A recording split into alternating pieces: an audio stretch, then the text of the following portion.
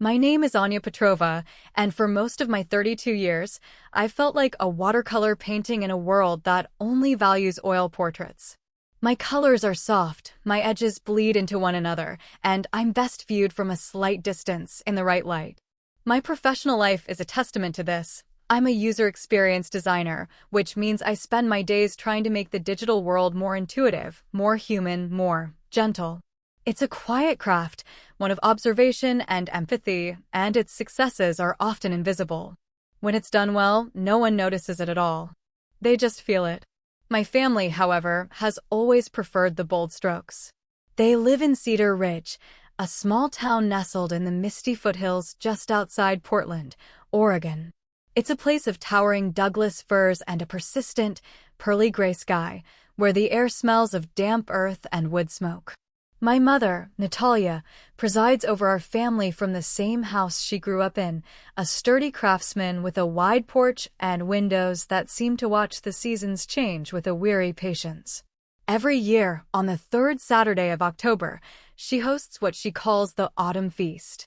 It's her version of Thanksgiving, moved up to capture the peak of the fall foliage before the Oregon rains settle in for the long winter. The rituals are as unchanging as the ancient pines that guard the property.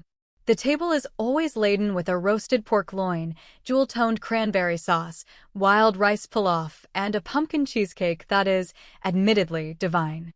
The atmosphere is one of studied warmth, a carefully curated performance of familial bliss. And at the center of this performance, the undeniable lead, has always been my older brother, Dmitry. Dmitry is an oil portrait. He's all sharp lines, vibrant colors, and undeniable presence. He works in finance for a big downtown firm, Argentum Holdings, and he moves through the world with an effortless confidence that seems to bend it to his will. People make way for Dmitry. They lean in when he speaks. And our mother, Natalia, she is the curator of his gallery, her voice a constant, glowing narrative of his achievements. This year was no different. I drove up from my small city apartment, the wipers of my car keeping a steady rhythm against the light drizzle. The landscape blurred into a soft palette of greens, golds, and rusts. I've always found a certain peace in that drive, a liminal space between my world and theirs, but today a quiet resolve had settled in my chest. It wasn't heavy or angry. It felt more like the calm that comes after a long fever has broken, a sense of clarity that is both new and long overdue. I parked behind Dmitry's gleaming black sedan, its polish a stark contrast to my practical, mud-splattered Subaru. As I walked up the stone path, the scent of roasting meat and cinnamon already hung in the air. Inside, the scene was exactly as I'd pictured it. The low hum of conversation, the clink of wine glasses, the warm glow of lamps fighting back the encroaching twilight. Dmitry was holding court by the fireplace, one hand casually resting on the mantelpiece. He was telling a story, punctuated by the appreciative laughter of our Aunt Sophia and my cousin Irina.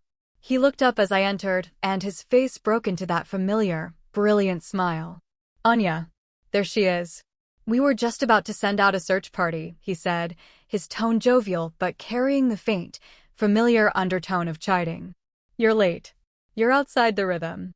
The traffic was slow coming out of the city, I said, offering a simple smile as I hung up my coat. My mother emerged from the kitchen, wiping her hands on her apron. Her face lit up, but her eyes went straight past me to Dmitry. "Dmitry, darling, don't forget to tell everyone about the award from the firm. I'm just so proud." He gave a self-deprecating wave of his hand. "Mom, it was just a regional sales award. No big deal."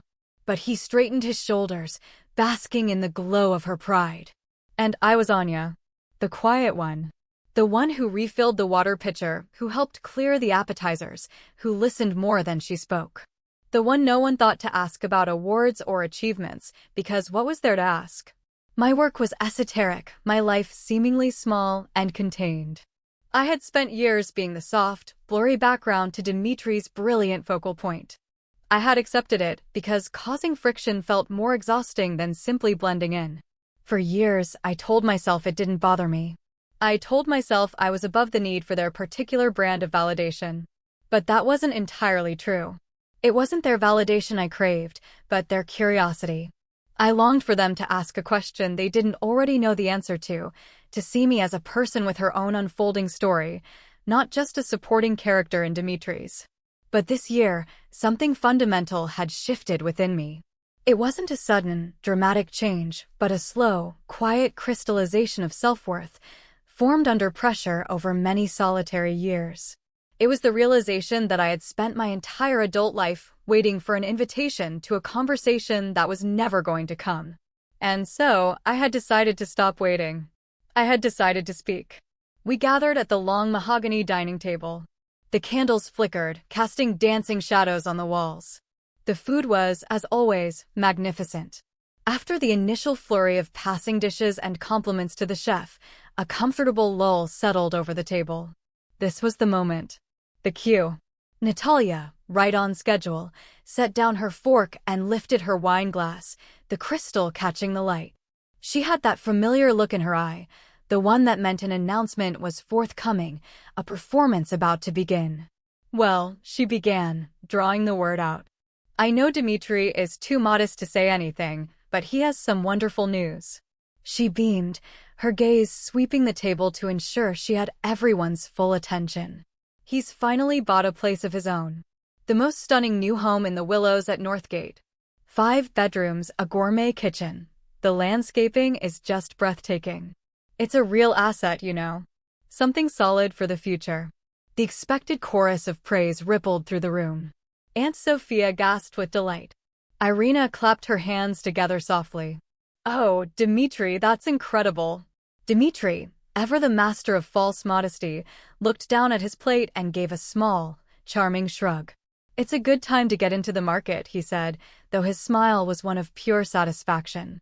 He was the provider, the achiever, the son who had made good on his promise. I took a slow sip of water, feeling the cool liquid slide down my throat. I felt a strange sense of detachment, as if I were watching a play I'd seen 100 times before. Then, as surely as the sun rises, Natalia's gaze turned to me.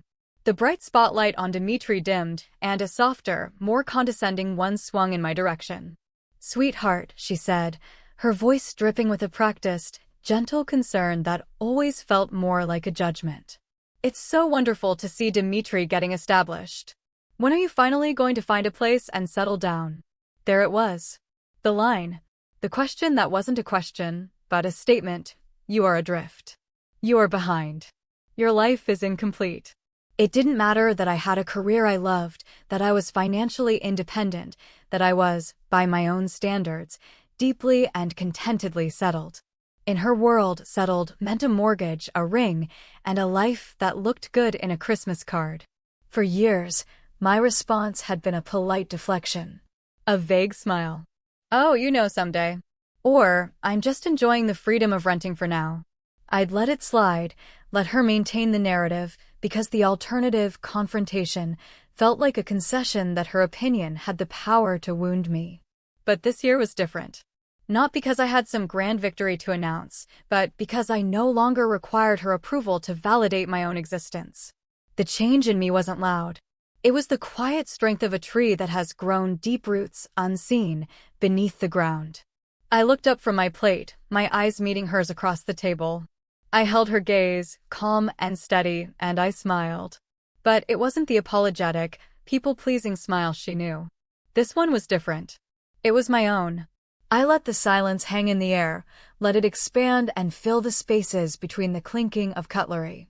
I felt Dimitri shift in his seat, a flicker of impatience crossing his face. I saw my mother's smile begin to strain at the edges, her concern morphing into confusion. She was waiting for the usual script, and I was refusing to say my lines. I reached for my wine glass, my movements unhurried and deliberate. I let the deep red Cabernet swirl for a moment before taking a slow, measured sip. The pause was just long enough to make everyone at the table aware that something was different. It was a silence that demanded to be heard. I set the glass down with a soft, definitive click on the tablecloth. Then I looked directly at my mother, the smile still playing on my lips. Oh, I said, my voice even and clear, carrying easily across the table. I already did. Natalia blinked, her brow furrowing. Did what, dear? Settle down, I said, the smile widening just a fraction. "I bought a home last year. I just didn't send out announcements to anyone who was convinced I was failing." The sound of my aunt's fork hitting her plate was a sharp, metallic ring that seemed to sever the last thread of the evening's carefully woven illusion. No one spoke. Irina's mouth was slightly agape. Aunt Sophia stared at me as if I'd just sprouted a second head. And Dimitri. Dimitri's charming, confident mask had, for the first time all night, slipped completely. Natalia's face was a canvas of disbelief. The idea that I could have a life, a significant, milestone-marking life, that existed entirely outside her sphere of knowledge was not just surprising, it was, I could see, profoundly unsettling to her. She looked at me, her eyes wide, as if trying to reconcile the daughter she thought she knew with the woman sitting before her. I didn't look away. I didn't flinch. I let her sit with the silence, with the sudden, shattering realization that she had been so focused on the star of her show that she had failed to notice the entire set being rebuilt around her. The quiet message was clear: you never saw me because you never truly looked. And I learned to build my life without your gaze. And that, I knew, was only the beginning. The stillness that followed my announcement was heavier than any argument could have been. It was a silence filled with the ghosts of 1,000 assumptions. Aunt Sophia was the first to break the spell, her hand moving mechanically toward the bowl of wild rice, as if seeking a familiar, grounding task. But her eyes kept darting toward me, her expression a mixture of shock and a dawning, reluctant curiosity. Natalia cleared her throat, the sound unnaturally loud in the quiet room. She was trying to regain control of the narrative, to steer the conversation back onto a map she understood. "Well," she said, her voice strained, the practiced warmth replaced by a brittle politeness. "Where's this house of yours, Anya?" I gave a small, casual shrug, reaching for a bread roll from the basket. "It's not too far from the city. Out near the Tualatin River National Wildlife Refuge." The way the table leaned in collectively was almost comical. They were starved for details, for a context they had never bothered to seek before. This was a different kind of attention than I had ever received here. It wasn't pity or condescension. It was a raw, hungry need to understand how they had missed something so significant. Dimitri's confident smirk had been replaced by a tight, watchful expression. "The refuge," he repeated, forcing a note of casual dismissal into his tone. "What kind of place did you get out there?" I took my time buttering the roll, letting the question hang. I knew what he was doing. He was trying to frame it before I could, to imagine it as something small, quirky, insignificant, a little cottage, perhaps. Something that wouldn't challenge his own grand acquisition. Finally, I looked up and met his gaze. "It's a mid-century modern I've been restoring," I said. "Just under 3,500 square feet." If my first statement had been a crack in the facade, that number was a tremor that shook the foundation. Irina let out a soft, involuntary whistle. Aunt Sophia's eyes widened. And Natalia. Natalia's hand, which had been resting on her wine glass, tensed. Even Dimitri was momentarily thrown. He leaned back slightly, his jaw working as he processed the information. It wasn't a boast. I hadn't delivered the line with any sense of triumph. I'd said it as a simple fact, as if discussing the weather. And that, more than the number itself, was what truly unsettled them. Success they could understand, even envy. But quiet, unannounced, self-contained success that sought no audience?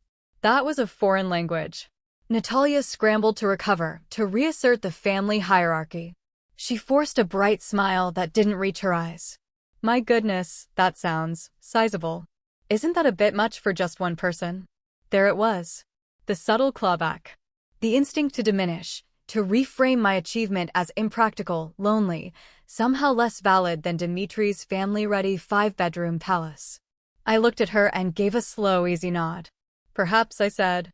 "But I paid for it in cash, so the upkeep isn't much of a burden." A collective intake of breath seemed to move around the table like a wave. Dimitri's hand tightened around the stem of his wine glass so hard I thought it might snap. "Paid. In. Cash." The 3 words landed with the weight of anvils, shattering the polite fiction that Dimitri's mortgaged grandeur was the ultimate prize. My mother's face twitched. For a moment, she looked utterly lost. The story she had told herself and everyone else about her 2 children, the successful son and the drifting daughter, had just combusted. How long have you owned it? Natalia asked, her voice now thin and cautious. There was a new note in it, something I'd never heard directed at me before, a hint of deference. About 18 months, I said simply. That did it. Her eyes flicked involuntarily toward Dmitri. His carefully constructed composure finally cracked. He tried to cover it with a quick sip of wine, but it was too late. I could see the rigid set of his shoulders, the faint flush rising on his neck. An entire year and a half. A major life event, a massive financial achievement, had transpired without their knowledge. No housewarming party, no pictures texted to the family group chat, no carefully curated posts on social media. I had built a world for myself, and they had missed the entire construction because they never thought to look over the fence. Natalia tried again, her voice softer now, but not warm. It was wounded. Why didn't you tell us, Anya? I tilted my head, pretending to consider the question. The truth was, I had considered it 100 times. I guess it just never felt like the right time, I said, letting the simple, devastatingly honest words settle in the space between us. There was no good answer for her, because the real answer was an indictment of her own blindness. You never created a space where this news would have been welcome. You only created a stage for Dmitri. Dmitri let out a short, sharp laugh, a sound that was more nerve than humor. Come on, Anya, he said, shaking his head with a dismissive air. A house is a huge deal. It's a little strange to keep something like that a secret, don't you think? I met his gaze, my own expression unclouded by anger. Is it a secret if no one ever asks the right questions? I replied. You all asked if I was dating. You asked if I liked my apartment. You never asked if I was building a life. You never asked about my company. Your company? Aunt Sophia piped up, her curiosity finally overriding her shock. What company? I left my corporate job over 3 years ago, I explained calmly. I started my own design consultancy, Willow Creek Digital. It's been successful. The silence that followed was different. It was a dawning. They weren't just realizing I had a house. They were realizing they knew absolutely nothing about the last several years of my life. Dmitri sat forward, resting his elbows on the table, trying to reclaim his authority. Okay, so you bought a place. Good for you. But you can't compare some little fixer-upper in the woods to a prime property in a development like Northgate. Mine's an investment. It's about asset appreciation. He was back on familiar ground now, the language of finance his shield and his sword. Is it? I asked gently. Natalia, grateful for the lifeline, jumped in. Of course it is. The realtor said the value is projected to increase by 20% in the next 5 years. It's a very smart move. It's a smart move if you actually own it, I said, my voice still quiet. I turned my full attention to my brother. The air grew thick with unspoken tension. But you don't, do you, Dmitri? He stiffened. What's that supposed to mean? It means your name might be on the deed, but the bank owns your beautiful 5-bedroom asset, I said. I wasn't being cruel. I was simply holding up a mirror to the reality he had so carefully hidden behind a veneer of success. I prefer not to owe anyone anything. The subtext was deafening. My success was my own. It was real, solid, unencumbered. His was leveraged, precarious, and dependent. Aunt Sophia, ever the pragmatist, tilted her head. Wait a minute, she said, looking from me to Dmitri. You didn't pay for yours in cash, Dmitri? The question, so innocent, struck him like a physical blow. He paused for a fraction of a second too long. Well, no, he admitted, forcing a laugh. Of course not. Almost nobody pays cash for $1 million home. That's not how wealth is built. It's about using leverage. $1 million? Irina breathed, her eyes wide. Natalia beamed, the pride rushing back to her face. Yes, can you believe it? My son in $1 million home. I leaned back in my chair, a sense of profound sadness washing over me. Even now, faced with the truth of my independence, she clung to the biggest, shiniest number. So, I said, my voice gentle but piercing. How much of that $1 million is yours, Dmitri? And how much belongs to the bank? His mouth twitched. That little nerve at the corner, the one that always appeared when he was cornered as a child. That's none of your business. I think it is, I said, my gaze sweeping to my mother and back to him. I think it's everyone's business, since you've all been celebrating an achievement that isn't quite what it seems. You like to talk about success, Dimitri. You like everyone here to think you're the picture of it. But the truth is, you didn't buy that house. The bank did. You just signed up for the debt. He froze. And in that frozen moment, I saw something in his eyes I had never seen before, raw, undiluted fear. Dimitri. Natalia's voice was a whisper. The pride in her face was dissolving, replaced by a creeping dread.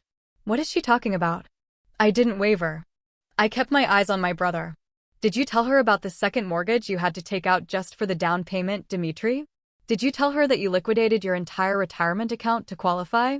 Did you mention that the regional sales award came with a bonus that you'd already spent 3 times over before you even received it? The silence in the room was absolute, a vacuum where all the air had been sucked out. Dimitri stared at me, his face pale, his bravado stripped away layer by layer until only the panicked, overextended man remained. You're lying, he finally managed, his voice flat and unconvincing. You're just making things up to hurt me. I leaned forward, my hands resting calmly on the table. Am I? Then show her. Show Mom your loan documents. Show her your bank statements from the last 6 months. Show her your credit score. My voice was soft, an invitation, not a demand. But it was more devastating than any shout could have been. He didn't move. He didn't speak. He just sat there, trapped in the web of his own creation. And his silence was the most damning confession of all. Natalia's hands were twisting her cloth napkin in her lap, shredding the carefully pressed fabric. Dimitri, she whispered, her voice trembling. Tell me she's wrong. He let out a dry, humorless laugh that caught in his throat. She's just trying to make me look bad. She's always been jealous. I didn't flinch at the accusation. It was the last, desperate grasp of a man who had run out of lies. If I'm wrong, I said again, my voice a quiet, unshakable pillar in the ruins of their fantasy, then prove it. The challenge hung in the air, simple and irrefutable. And he couldn't meet it. Natalia's gaze, which had been pleading with him, hardened. The fog of her adoration was clearing, and for the first time, she was seeing the son who stood before her, not the hero she had manufactured. Show me, Dimitri, she said, her voice no longer a whisper but a command, brittle with dawning betrayal. Show me the numbers. He ran a hand through his perfectly styled hair, messing it up for the first time all evening. He looked trapped, a boy caught in a lie that had grown too immense to manage. Finally, his shoulders slumped in defeat. Fine, he muttered, his eyes fixed on the table. The mortgage is $875,000. The breath left Natalia's body in a long, shuddering sigh. 800. She couldn't finish the sentence. The number was incomprehensible to her, not just for its size, but for what it represented, a chasm of debt beneath the beautiful facade she had so proudly advertised. It's manageable, Dimitri said quickly, the words tumbling out in a rush. It's temporary. I have a plan. The market is going to bounce back, my commissions will pick up. But his excuses were just noise. The spell was broken. For decades, she had polished him, displayed him, tied her own self-worth to the luster of his success. Now, in the very room where his triumphs had been endlessly recited, the truth sat between them, a cold and unwelcome guest. You let me tell everyone you were thriving, Natalia said, her voice thick with a pain that was deeper than anger. You let me brag about that house. I didn't ask you to, he shot back, his voice harsh with shame. But it was too late. The image she had built her world around, Dimitri the golden boy, Dimitri the infallible success, had shattered. And everyone at the table had heard the sound. I sat back in my chair, a quiet sorrow settling over me. There was no victory in this, no triumph. There was only the stark, painful clarity of the truth. For the first time in my memory, at her own table, my mother was speechless. And my brother, the man who had effortlessly commanded every room he entered, looked like a king whose castle had just crumbled into the sea. The silence after Dimitri's confession was not the tense, expectant quiet from before. It was a heavy, mournful stillness, the kind that follows a great collapse. My cousin Irina stared at her plate as if the pattern on the china held some profound secret. Aunt Sophia's hands were folded primly in her lap, her posture rigid with discomfort. The grand autumn feast was over. We were now just sitting in the wreckage. Dimitri's knee bounced under the table, a frantic, jittery rhythm of trapped energy. He had built his identity on the bedrock of our mother's unwavering admiration, and for the first time, that ground was giving way beneath him. He finally turned his gaze on me, his eyes filled not with anger, but with a raw, desperate resentment. "Are you happy now?" he snapped, his voice brittle. "You got what you wanted. You humiliated me in front of everyone." I didn't raise my voice. I didn't need to. "I didn't humiliate you, Dimitri," I said, my tone even and devoid of malice. "Your choices did that." I just turned on the light. His jaw tightened, his nostrils flaring, but he had no retort. The truth offered no footholds for argument. I turned my gaze to my mother. She was still staring at the empty space in front of her, her expression lost. "You spent years measuring my life against his," I said softly, but with a clarity that cut through the silence. "You assumed that because I was quiet, I was struggling. You assumed that because my path didn't look like his, I was lost. You never once stopped to ask if maybe, just maybe, I was building something stronger on a different kind of foundation." Her lips parted, as if to form a protest, but the words wouldn't come. A flicker of understanding, or perhaps just exhaustion, passed through her eyes. For so long, I had swallowed my own story to make room for theirs. Now, watching her face crumble under the weight of a reality she had refused to see, I realized something profound. I had never needed her to be proud of me. I had only ever needed her to see me. And in the ruins of her pride for my brother, a flicker of that sight was finally, painfully, beginning to emerge. Dimitri pushed his chair back abruptly, the legs scraping harshly against the hardwood floor. The sound was violent in the stillness. "I'm done," he muttered, his face a mask of shame and anger. "I don't have to sit here and be judged by you." "Funny," I said, folding my napkin neatly beside my plate. "I know the feeling." He didn't answer. He turned and walked away, his footsteps echoing down the long hallway. A moment later, the front door opened and shut with a definitive, hollow thud. He was gone. The star of the show had walked off stage, leaving the rest of the cast in a stunned tableau. Natalia didn't move. The person left in the room with her now wasn't the son who needed her praise, but the daughter who had never received it. For once, she was the one who had to account for the silence. "You always thought I was falling behind," I said into the quiet, not to accuse, but to explain. "You never asked where I was actually going." Her gaze lifted to meet mine, slow and heavy with a weariness I'd never seen in her before. "Do you really believe I never cared about you, Anya?" she asked, and her voice was thin, almost fragile. "I think you cared about a version of me that fit your narrative," I answered, my voice gentle. "The quiet daughter, the perpetual work in progress. You cared about the me that made Dimitri's success seem even brighter by comparison.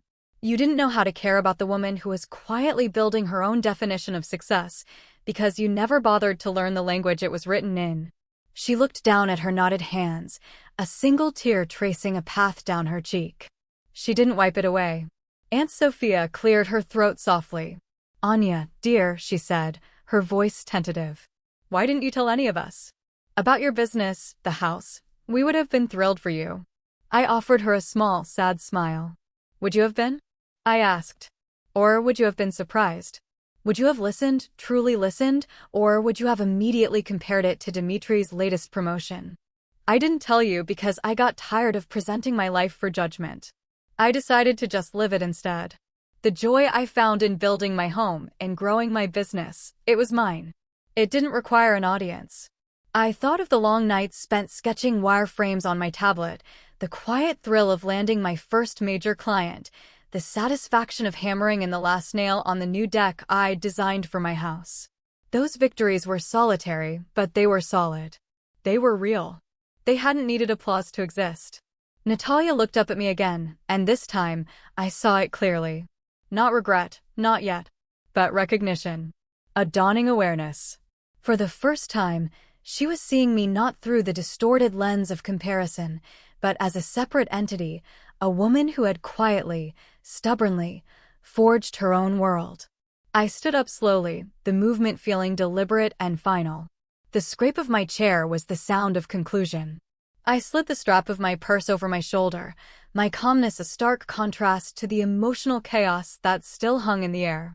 The weight of every past autumn feast, every unspoken frustration, seemed to slide from my shoulders. No one tried to stop me. Natalia didn't plead with me to stay or try to mend the chasm that had opened between us. And in its own way, her silence was a form of respect. She knew there were no easy words to fix this. I looked around the room one last time. Dimitri's empty chair was a gaping hole in the fabric of the evening. Aunt Sophia and Irina watched me with wide, uncertain eyes, as if trying to recalibrate their entire understanding of our family in real time. My gaze settled on my mother. Her eyes were glassy, her face pale. She watched me, her lips slightly parted, as if she were waiting for a final, cutting remark, a triumphant parting shot. But I felt no need for one. My victory wasn't in her defeat. It was in my own liberation. I had not come here to burn their world down, but to finally step out of its shadow. The next time you want to know how I am, I said, my voice steady and low, free of any edge, maybe try asking. With that, I turned and walked to the front door. I opened it, and the cool, damp October air rushed in, smelling of rain and fallen leaves and freedom. It was the air of my world, a world where my worth wasn't up for debate, where my accomplishments weren't measured against anyone else's. I stepped out onto the porch, pulling the door gently shut behind me. There were no shouts, no final words chasing me into the night. There was only the sound of the wind in the great, dark pines and the quiet hum of my own peaceful heart.